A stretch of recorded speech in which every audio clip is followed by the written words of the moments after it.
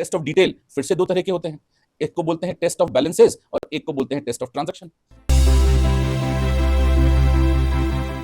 Welcome to commerce genie, मेरा नाम है पीयूष जैन और आज हम लोग डिस्कस कर रहे हैं इस केस स्टडीज की सीरीज में चैप्टर 4 की केस स्टडीज। दो केस स्टडीज हैं और थोड़ी मुश्किल है, पहली वाली तो थोड़ी ज्यादा मुश्किल है। देखते हैं इस केस स्टडी में क्या लिखा हुआ है, समरीली हम बात करेंगे। तो केस स्टडी 1 में लिखा हुआ है सीए दृष्टि खंडेलवाल हैं और वो ऑडिट कर रहे हैं। इसको अगर मैं शॉर्ट में बताऊं तो एक मैन्युफैक्चरिंग कंपनी की वो ऑडिट कर रहे हैं।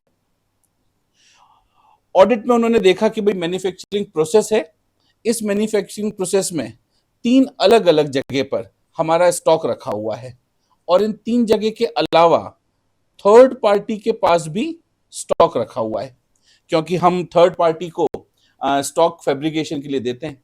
स्टॉक में हमारे पास जो है वो रॉ मटेरियल भी है, वो WIP भी है और फिनिश गुड्स भी हैं।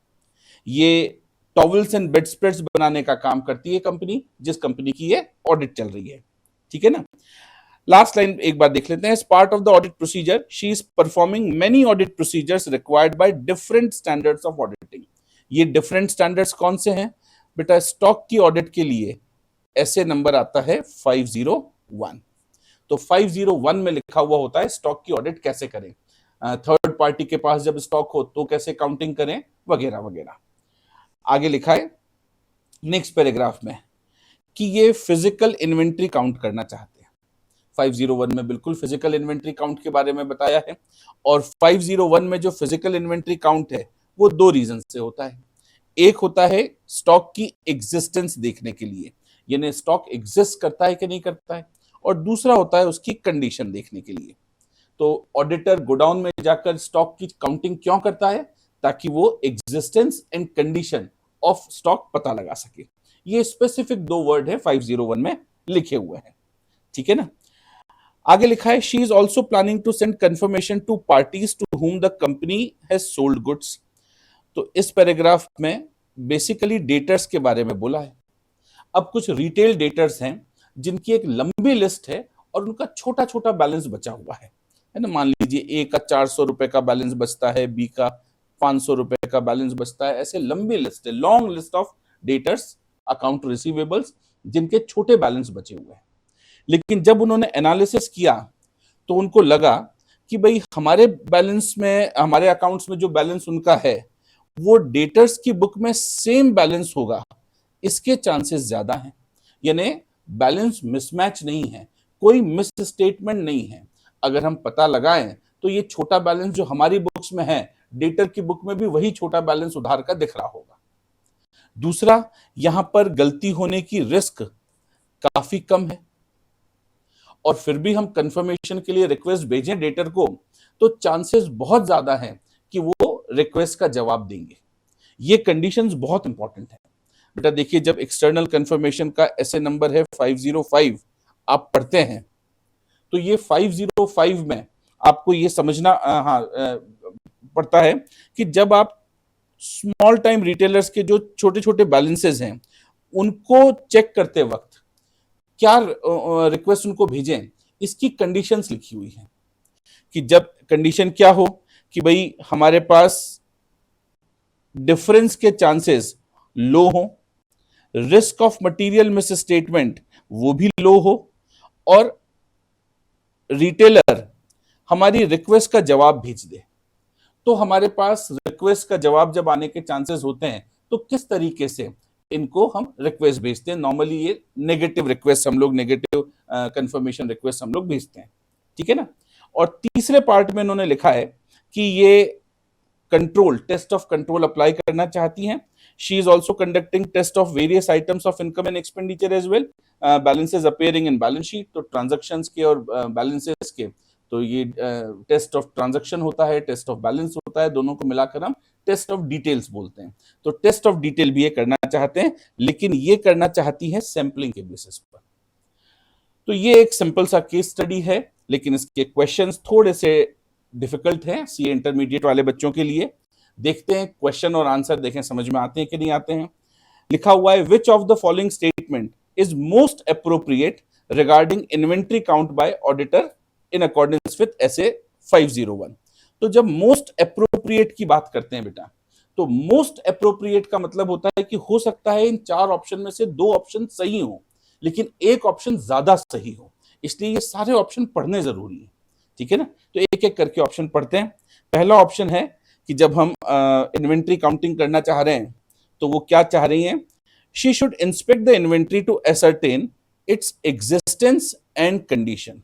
एग्जिस्टेंस एंड कंडीशन, देखो बड़ा क्लियर कर दिया, बिल्कुल सही बात है। जब हम काउंटिंग करते हैं तो एग्जिस्टेंस और कंडीशंस को चेक करने के लिए काउंटिंग करते हैं। एट ऑल लोकेशंस, बिल्कुल, जहां कहीं भी सिग्निफिकेंट स्टॉक रखा हुआ है। Observe how company personnel are carrying out count procedure, बिल्कुल बेटा, हम ये भी चेक करते हैं कि कंपनी के लोग कैसे अपना काम कर रहे हैं। एंड तीसरा, परफॉर्म टेस्ट काउंटिंग, बिल्कुल बेटा, गोडाउन में इतना सारा स्टॉक रखा हुआ होता है कि हम टेस्ट काउंटिंग करते हैं। तो ये ऑप्शन ठीक लग रहा है, लेकिन अभी तक ये मोस्ट अप्रोप्रिएट है या नहीं है, इसके लिए तीनों ऑप्शन पढ़ने पड़ेंगे। दूसरा ऑप्शन लिखा है she should inspect the inventory to ascertain its existence, लेकिन कंडीशन वर्ड छोड़ दिया और लिखा है matter of condition of inventory falls in domain of expert. हमने कहा ये बात तो गलत हो गई। जब ऑडिटर ऑडिट करने जाता है, गोडाउन में जाकर स्टॉक की फिजिकल काउंटिंग करता है, तो वो कंडीशंस भी देखना चाहता है, एग्जिस्टेंस भी चेक करना चाहता है। तो दोनों कामों के लिए उसकी काउंटिंग का उसका पर्पस दोनों काम चेक करना होता है। वो ये नहीं बोल सकता कि कंडीशन एक्सपर्ट का काम है, मैं केवल एग्जिस्टेंस चेक करूंगा। तो अपेरेंटली ये गलत हो गया। थर्ड ऑप्शन में भी यही लिखा हुआ है, यहां पर केवल एग्जिस्टेंस के बारे में बोला है और मैटर ऑफ कंडीशन इन्होंने एक्सपर्ट के हाथों में छोड़ दिया। हमने कहा ये भी ठीक नहीं है। फोर्थ पार्ट में लिखा है she should inspect the inventory to ascertain its existence and condition. हमने कहा बिल्कुल सही है। At all location and perform counting of each and every item. ओहो, ये गड़बड़ कर दी यहां फोर्थ में। क्या गोडाउन में जाकर हम each and every item check करेंगे, काउंट करेंगे? संभव ही नहीं है, इसलिए ये भी ऑप्शन ठीक नहीं है। तो मोस्ट अप्रोप्रिएट ऑप्शन कौन सा हुआ? ए, जिसमें 3 चीजें लिखी हुई है और तीनों चीजें आपको याद रखनी है। ऐसे 501 में थर्ड पार्टी का तो पूरा पैराग्राफ, मतलब इस पॉइंट पर अगर बड़ा क्वेश्चन बनेगा, मान लीजिए 4 मार्क्स का, कि थर्ड पार्टी के गोडाउन में जाकर जब फिजिकल काउंटिंग होती है तब आपको क्या करना चाहिए, तो ये पूरा क्वेश्चन का आंसर यहां पे मिल जाएगा आपको। ये हिंट है, उस 4 मार्क के क्वेश्चन का हिंट है। क्या क्या काम करना है? हमको एग्जिस्टेंस और कंडीशन चेक करनी है। हमको ये भी चेक करना है कि कंपनी के लोग कितना अच्छी तरीके से उस स्टॉक को चेक करते हैं, और हमको ये भी चेक करना है कि भाई हम टेस्ट बेसिस पर काउंटिंग करें, वो टेस्ट बेसिस अप्रोक्सीमेशन बेसिस हो सकता है, तो उस बेसिस पर हम काउंटिंग करें। ये पूरा काउंटिंग का, फिजिकल काउंटिंग का बड़ा क्वेश्चन इस देखिए एक पॉइंट में कवर हो जाता है। तो ये मेरी तरफ से इंपॉर्टेंट मार्क कर लीजिए, बहुत अच्छा क्वेश्चन है। आगे लिखा है सेकंड क्वेश्चन में, as regards inventory lying with third party. ओहो, अब हमारी कंपनी है मान लीजिए ए लिमिटेड, और हमने अपना सामान बी लिमिटेड को कुछ काम के लिए भेजा है, वहां से वापस लौट कर आ जाएगा, लेकिन as of the day of audit कुछ सामान बी लिमिटेड के गोडाउन में रखा हुआ है। अब हमारा स्टॉक है और थर्ड पार्टी के पास रखा हुआ है, कैसे चेकिंग करें? तो हमारे पास ऐसे 501 में लिखा हुआ है इस बारे में कि भाई आप 2 तरीके अप्लाई करिए। एक, थर्ड पार्टी से कंफर्मेशन मंगवा लीजिए। सर किस चीज की कंफर्मेशन? वही बेटा, कंडीशन और एग्जिस्टेंस की कंफर्मेशन। और साथ में कोई एडिशनल प्रोसीजर भी अप्लाई कीजिए। तो कुछ एडिशनल प्रोसीजर दे रखे हैं, जैसे परमिशन मांग लीजिए कि हम आपके गोडाउन में आकर चेकिंग कर सकते हैं क्या। देखिए, जिस कंपनी के आप ऑडिटर हैं उस कंपनी के गोडाउन में तो आपका राइट बनता है जाना, लेकिन किसी थर्ड पार्टी के गोडाउन में जाना ऑडिटर का राइट नहीं होता है, उसको उसके लिए रिक्वेस्ट करनी पड़ती है, परमिशन लेनी पड़ती है। तो क्या थर्ड पार्टी से परमिशन ली जा सकती है? हमने कहा बिल्कुल। अब ऐसे 501 ये बोलता है कि जब आप थर्ड पार्टी के गोडाउन में चेकिंग करना चाहते हैं, तो 2 चीजें हम आपको बता रहे हैं कि एक तो कंफर्मेशन लीजिए और एक कोई additional alternative audit procedure apply कीजिए। इन दोनों में से अगर दोनों हो तो अच्छा है, नहीं तो भी कम से कम एक तो होना ही चाहिए। क्या लिखा हुआ है 501 में? दोनों हो तो अच्छा है, नहीं तो एक तो कम से कम होना ही चाहिए। क्या दोनों कंपलसरी है? नहीं बेटा, दोनों कंपलसरी नहीं है, दोनों में से कोई एक भी होगा तो भी हमारा काम चल जाएगा। देखते हैं इन्होंने क्या बोला है।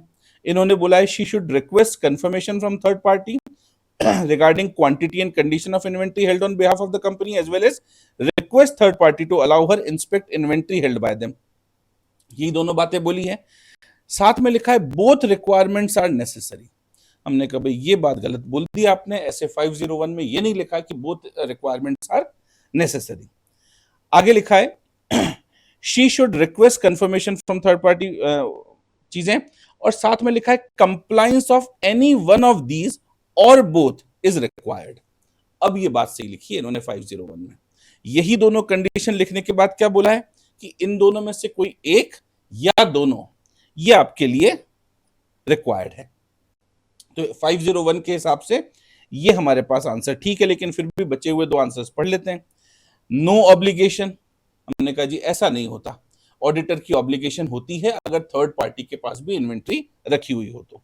और फोर्थ में भी वही दोनों बातें लिखी है और लिखा है any one of these is sufficient. हमने कहा नहीं, सफिशिएंट तो दोनों हो तो अच्छा है, तो बोथ वाली कंडीशन भी साथ में है, इसलिए ये बोलना कि any one of these is sufficient ये भी ठीक नहीं है।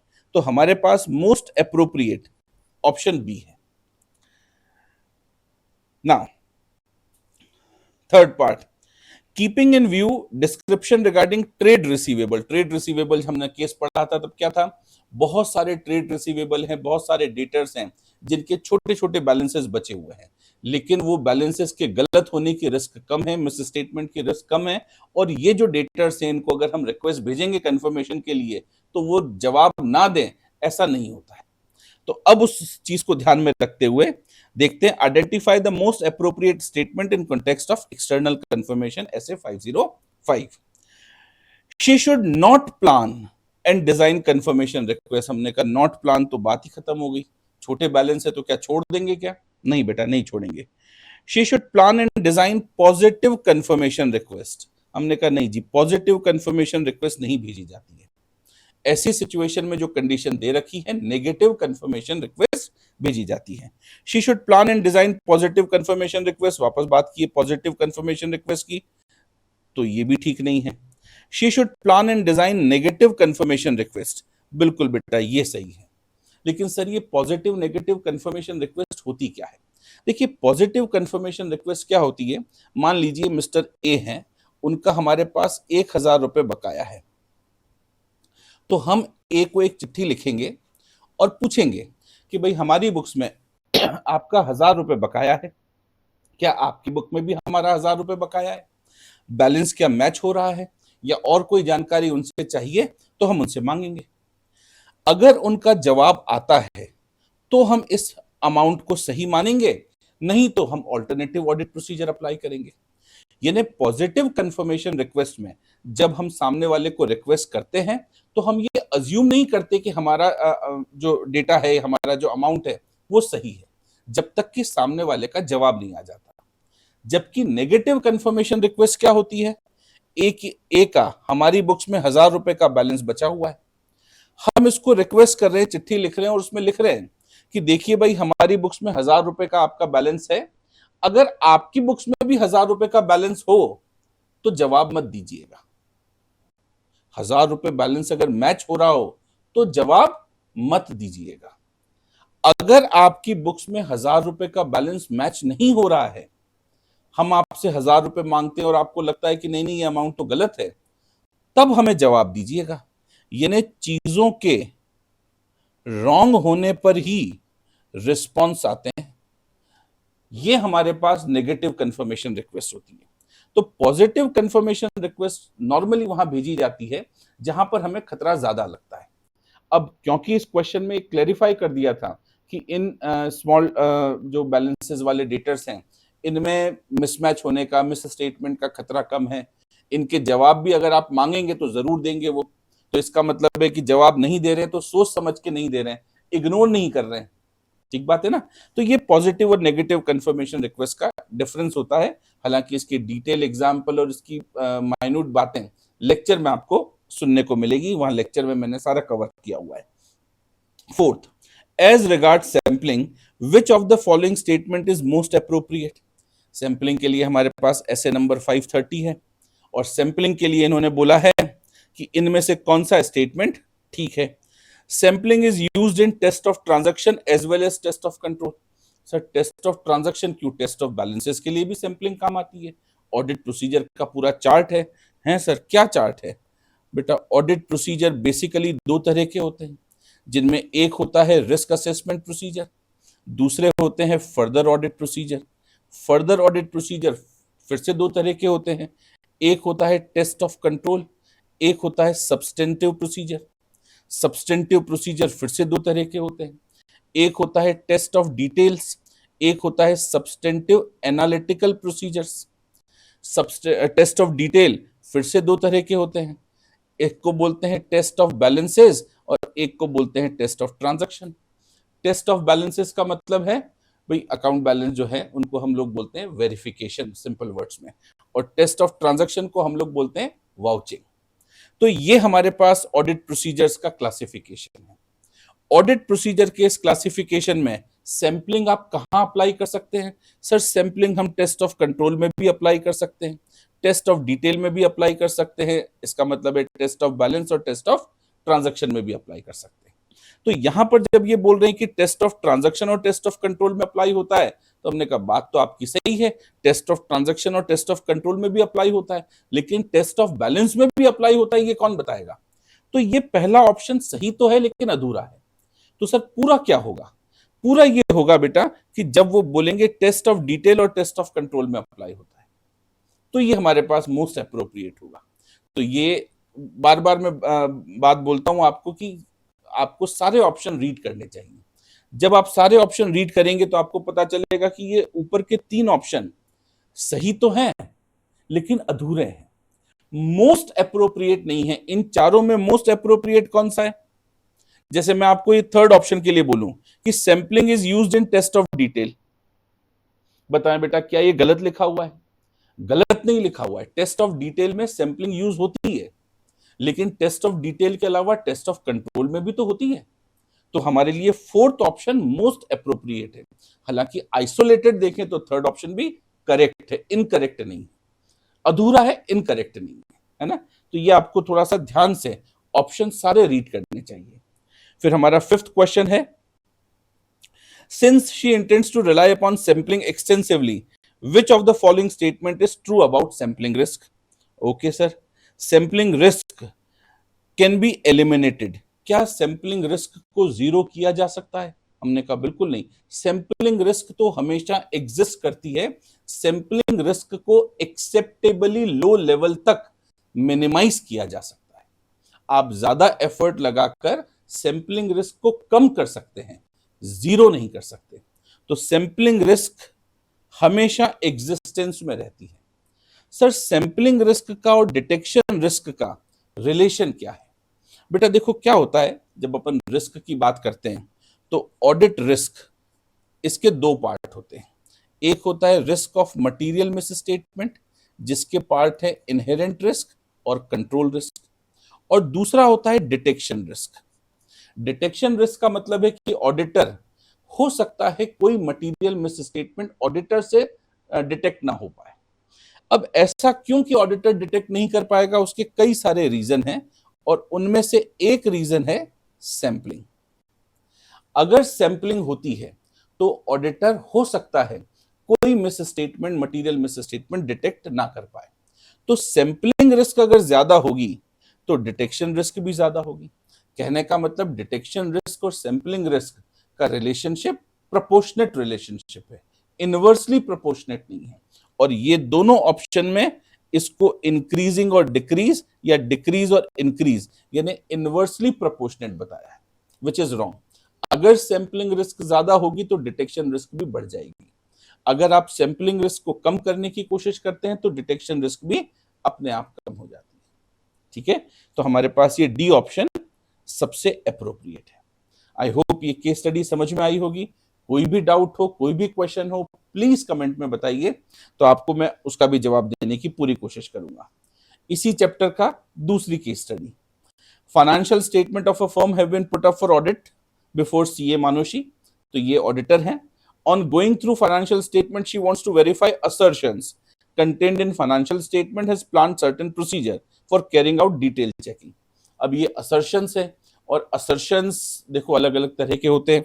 assertions का पूरा चार्ट है, उस चार्ट में आप पढ़ेंगे कि ओवरऑल assertions होते हैं, फिर assertions related to transactions या transactions during the year होंगे, assertions related to balances at the year end होंगे, और assertions related to disclosure होंगे. तो ये 4 तरह के कैटेगरी हैं असर्शंस की, उसके अलग अलग अपने अपने असर्शंस होते हैं. अब ये असर्शंस चेक करना चाहते हैं, उसके लिए अलग अलग ऑडिट प्रोसीजर अप्लाई करना चाहते हैं. सर ये ऑडिट प्रोसीजर कितने तरह के होते हैं? बेटा ऑडिट प्रोसीजर्स बेसिकली वो मेथड्स हैं जिनसे हम ऑडिट एविडेंस इकट्ठे करते हैं, और बेसिकली ये मेथड टोटल मिलाकर 7 तरह के होते हैं. हैं सर, हमें तो पता ही नहीं कौन से 7 तरीके के होते हैं. एक बार रिवाइज कर लेते हैं. जैसे होता है ऑब्जर्वेशन, फिर होता है इंस्पेक्शन, फिर होता है इंक्वायरी, फिर होता है एक्सटर्नल कंफर्मेशन, फिर होता है रिकैलकुलेशन या रिकम्प्यूटेशन, फिर होता है रीपरफॉर्मेंस, और होता है एनालिटिकल प्रोसीजर्स. ये 7 हमारे पास ऑडिट प्रोसीजर्स हैं जिनके थ्रू हम लोग एविडेंस इकट्ठे करते हैं.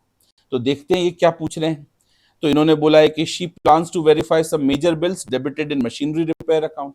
तो machinery repair account basically transaction है, तो उसके बिल वो चेक करना चाहते हैं. ठीक है ना. दूसरा, सारे के सारे balances appearing under trade payable, तो भाई ट्रेड पेएबल भी चेक करना चाहती हैं ये.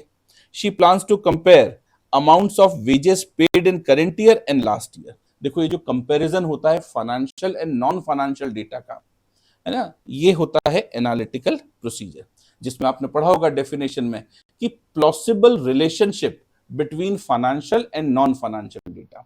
जैसे नंबर ऑफ एम्प्लॉय और वेजेस, इनका जो प्लॉसिबल रिलेशनशिप है उसका एनालिसिस, यही एनालिटिकल प्रोसीजर है.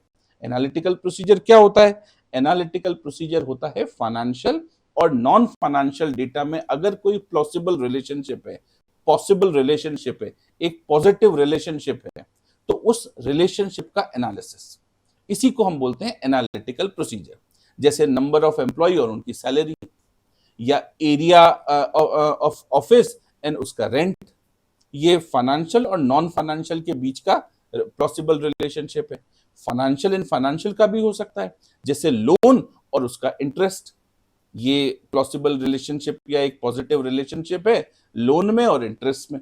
तो लोन का अमाउंट अगर आपको पता है तो इंटरेस्ट का खर्चा कितना होगा, इसका एक अंदाजा लगाया जा सकता है. यही एनालिटिकल प्रोसीजर है. तो ये एनालिटिकल प्रोसीजर भी करना चाहती हैं. She is of the view that it is necessary to examine title deed of land. बिल्कुल बेटा, अगर जमीन है आपके पास, ओन्ड है, तो उसके टाइटल डीड आपको चेक करने चाहिए. The firm is engaged in export of goods to Europe. The sales invoices raised in euros are converted into Indian rupees. बिल्कुल, जब आप AS11 पढ़ेंगे तो AS11 में क्या लिखा हुआ है? AS11 में लिखा हुआ है कि जब भी कोई ट्रांजैक्शन फॉरेन करेंसी में होता है तो उसको इंडियन करेंसी में कन्वर्ट करते हैं डेट ऑफ ट्रांजैक्शन के रेट से, और उसको फिर इंडियन करेंसी में हमारी बुक्स ऑफ अकाउंट्स में लिखते हैं. Now based on about description आपको आंसर करने हैं. As regards description given regarding verification of bills debited in machinery repair account, क्या करना चाह रही हैं वो? जब हम मशीनरी रिपेयर अकाउंट में कोई भाई मशीनरी का रिपेयर अकाउंट ट्रांजैक्शन है, तो वो टेस्ट ऑफ ट्रांजैक्शन यानी वाउचिंग करना चाह रही है. इसी को क्या बोलते हैं बेटा? वाउचिंग. तो ये वाउचिंग कर रही हैं.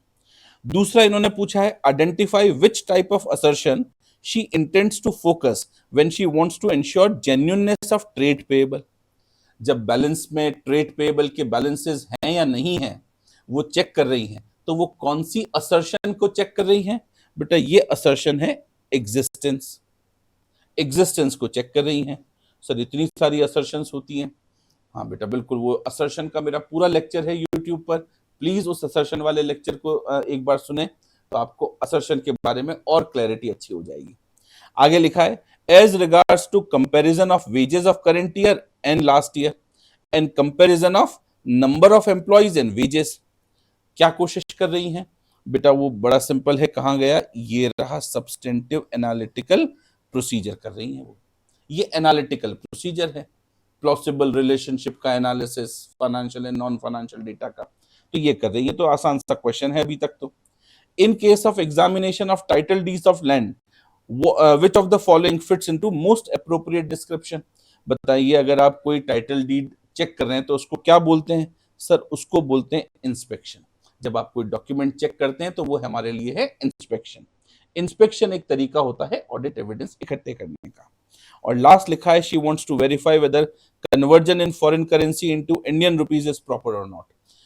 क्या इंडियन रुपीज में जो कन्वर्जन हुआ है डॉलर्स का या यूरोस का, वो सही हुआ है कि नहीं हुआ है? तो हम भी अपना कैलकुलेटर लेकर आएंगे और कैलकुलेट करके देखेंगे कि भाई ये कन्वर्जन ठीक हुआ है कि नहीं हुआ है, मल्टीप्लिकेशन ठीक है कि नहीं है।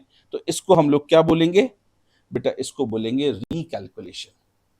तो ये दो केस स्टडीज हैं और ये दो केस स्टडीज बेस्ड हैं असर्शंस, इसका पूरा चार्ट आप पढ़ें, ऑडिट प्रोसीजर का क्लासिफिकेशन और मेथड्स ऑफ ऑडिट प्रोसीजर्स, इन मुद्दों पर।